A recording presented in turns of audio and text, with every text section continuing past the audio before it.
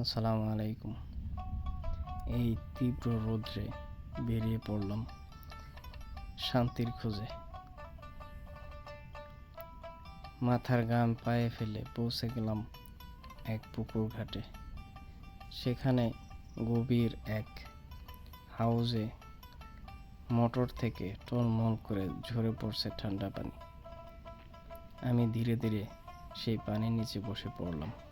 ঝর্ণার মতো ঝরে পড়ছে পানির ধাক্কায় শরীরটা যেন মুহূর্তেই শীতল হয়ে উঠল। চোখ বন্ধ করে উপভোগ করতে লাগলাম।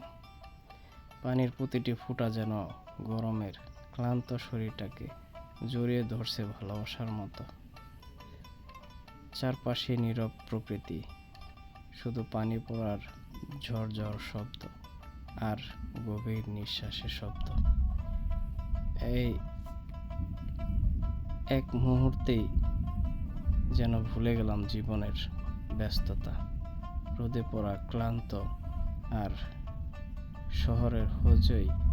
মনে হলো এই শান্তটুকুই আসল জীবন।